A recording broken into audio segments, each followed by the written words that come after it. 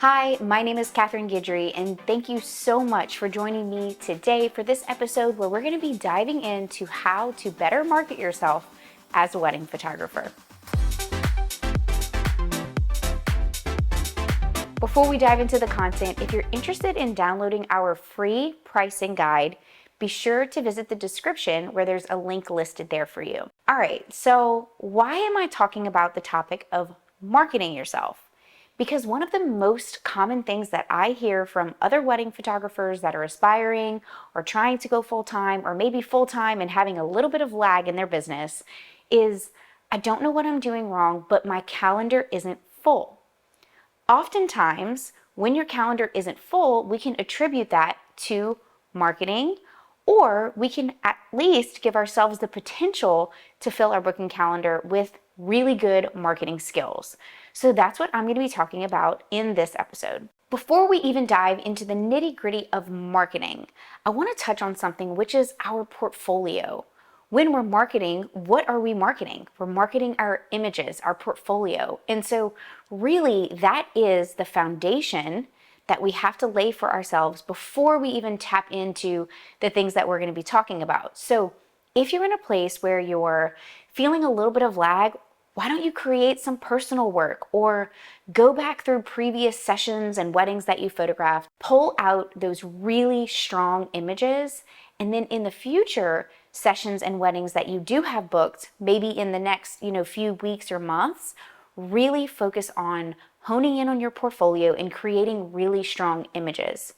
When people are looking to refer you or hire you, in addition to, the recommendations that they're receiving and your reputation, they're really looking to see that you can capture their story, capture them well. They're looking at things like color, things like composition, a unique perspective, which is a whole nother topic in and of itself that we can speak on. But I really just wanted to, before I start talking about marketing, talk about the fact that even if you're really pushing your business and your reputation is out there, if your portfolio is lacking, people may get to your portfolio and pause there. So, had to put that out there. Your portfolio is key. The next thing that I want to talk about before we dig into the how of marketing is the who of marketing, your ideal client. If you're going to be putting yourself out there and really wanting to bring in those dream clients, that dream work, you have to know who you're talking to. This also is another big topic in and of itself that I love to speak about. But when it comes to your ideal client, you want to know who that person is. How old are they? What does that couple look like? What is the style of that event? What is their personality type? These are the things that are going to inform how you're speaking to your ideal client and who they are so that you can bring them into your business and have them hiring you for their event. When it comes to wedding photography, it is incredibly personal, and you want that person to feel like when they do see your images and when they do get on your website that they know exactly who you are, the type of work that you produce, and that you are the photographer for them. But in order for them to know that, you have to know that they are the client for you. So spend some time really thinking about who you have enjoyed working with and who you want to work with in the future. Maybe you've had some really amazing experiences, and maybe you've had some experiences that haven't been so amazing. Both of these sides of the spectrum can inform who you want to work with moving forward. By having this information, it really allows you to hone in on your ideal client and market to the right person. You're not going to be for everyone. We're not casting a wide net and wanting every single person to hire us as their wedding photographer. We're wanting to market to that exact client that we really want so that they can hire us and we can serve them well in our business. Okay, so now that we have the foundation laid with our portfolio and we know who we're marketing to, the next thing that we really want to focus on is a strong website. I use a platform called Showit. The code MAGIC will save you 10% on your sign up. I absolutely love Showit because there's templates, it's drag and drop, and it's super easy, especially for photographers, to put their portfolio and about themselves online. When you have a really strong website, something that people can come to, that's where you're going to funnel all of these leads. You want all of these ways of marketing to come to one place which is your website. There's a misconception that we want everyone going to social. Yes, we want people to know that we're active on social. We want to be posting on social because it's important, and it's almost like that first impression, right? But when people are making really big financial decisions, they're wanting to invest in you as their photographer, they're going to be looking for a website.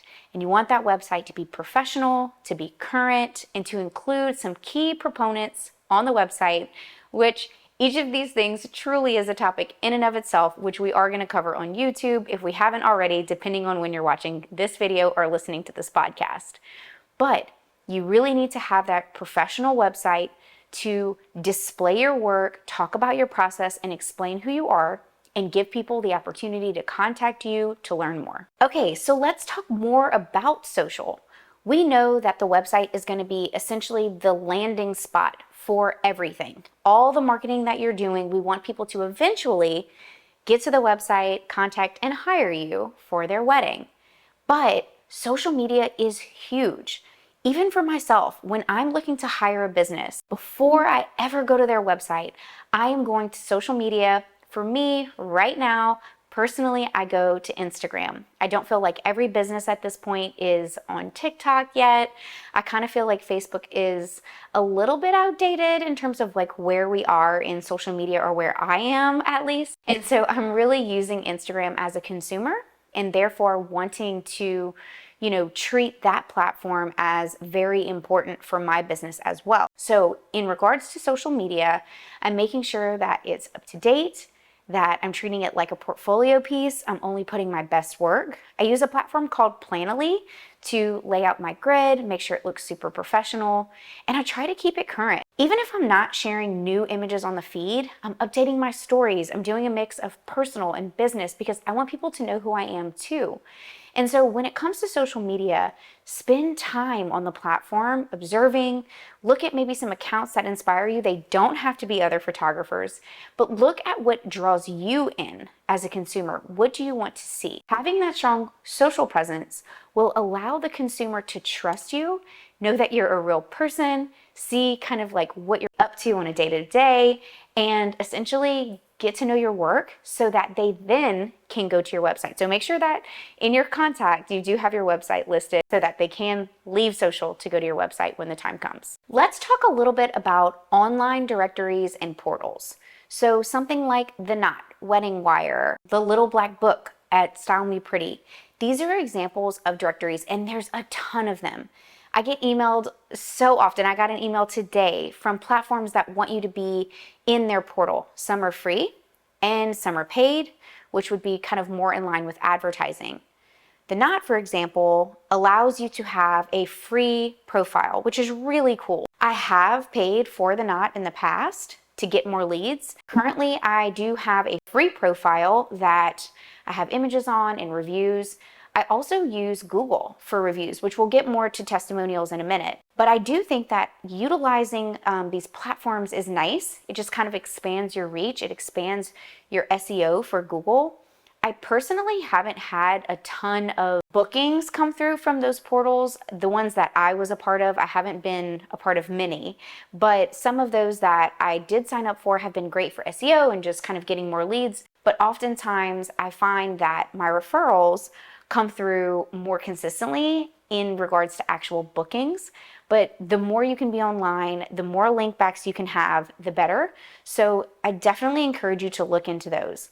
In regards to advertising though, really think about where you are in the business, if you can afford to spend that extra money, and how you want to spend it. So it's definitely something to think about.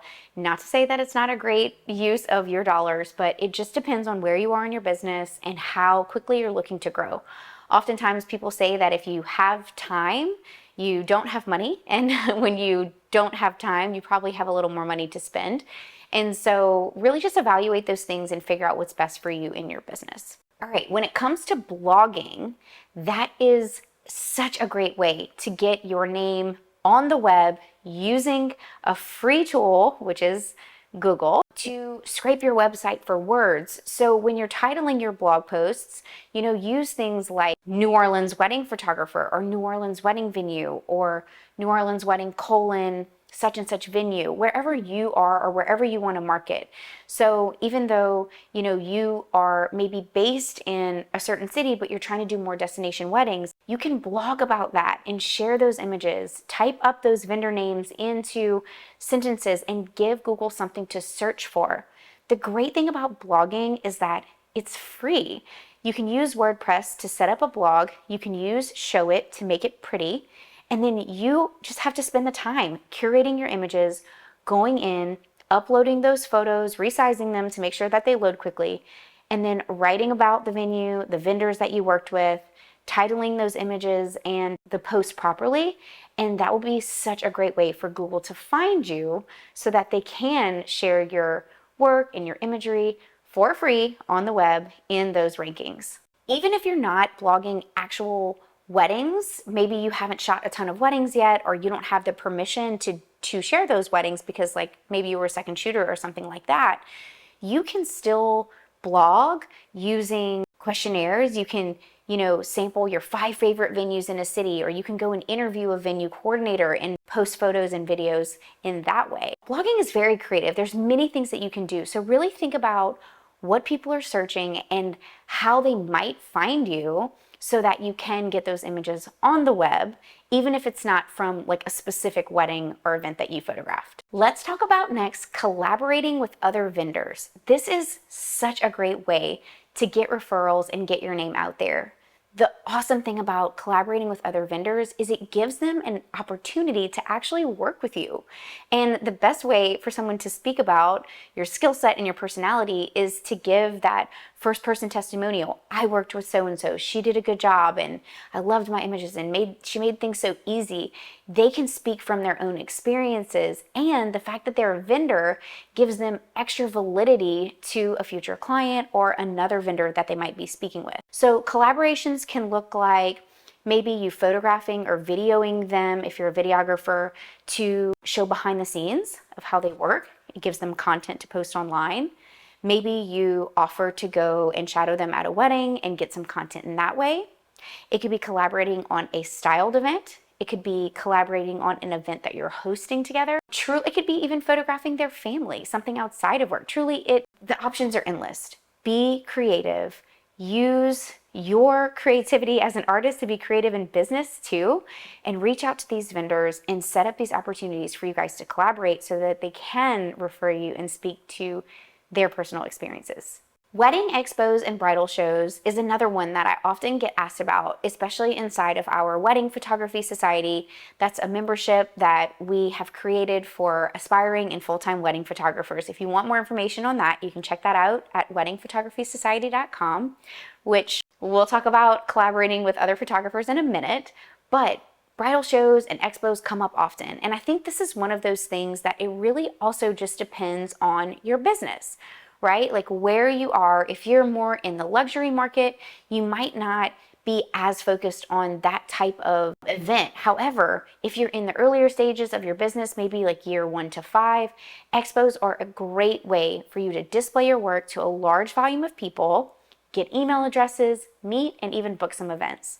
I have one photographer in particular that I'm thinking of who has participated in a multitude of wedding expos this year and booked several weddings through those shows. And so definitely don't write these things off. Try to get information about, who they serve. Maybe you could even attend one to kind of see how many people come and what other vendors are participating, just to get a little intel, and then you can participate. But do your research and try to get into the expos that are a good fit for your business. And it is a great way to potentially get those bookings and also get your name out. Okay, so I mentioned that I would talk a little bit more about collaborating with other photographers. Photographers are so instrumental to the growth and marketing of our businesses because not only do they know exactly what we do, but also there are going to be times when they are unavailable or booked. And what happens when they are unavailable or booked is that they're going to refer their friends, people they trust, and the ones that they think do a good job. So in the same way that you're collaborating with other vendors, you want to try to meet and maybe even collaborate with other photographers. I mentioned the Wedding Photography Society. That is an amazing community that we've created for people to meet. It has given them the opportunity to connect and second shoot together, or refer out, or swap for things like family sessions of one another or headshots, but when you are meeting with these other photographers, use that as an opportunity to grow your friendship, grow your relationship, swap notes, and just connect. Photographers are going to be the ones that help get you through your business in those hard times and in those good times.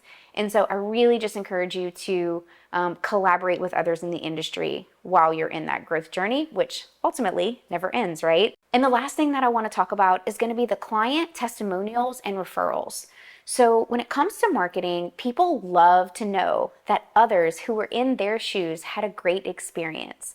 So if you haven't yet, create a Google profile for your business.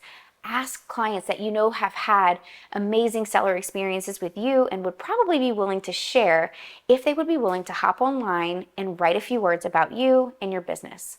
Some people will do this without asking, but some people don't necessarily think about it. I know I've personally even had people ask me to write a review, and as soon as they do, I'm like, yeah, no problem. I just didn't even think about it. So don't hesitate to ask. Just ask for that review, ask them to share a little bit about their experience and their images. This goes so far. If you can get video testimonials, great, but at a minimum, take the text or whatever they've written, email, put it on your website, use a photo of theirs so we can put a face to the name, and give that to your future clients so that they can see and hear from people that were in their shoes. Marketing is big. We can't just continue to create amazing images as photographers and expect that others are going to just magically know about the art that we're creating. A big part of that is how we're getting our name out, how we're getting more bookings, and sharing about ourselves. I know it can be uncomfortable because a lot of us are introverts and prefer to be on the other side of the camera, but if you market yourself well, that will allow you to open doors and meet people and book the clients that you haven't before. Thank you for listening today. If you found this content and any of the content helpful on our channel, please be sure to subscribe. Thank you so much for listening, and I wish you the absolute best on your photography journey. I'll see you in the next episode.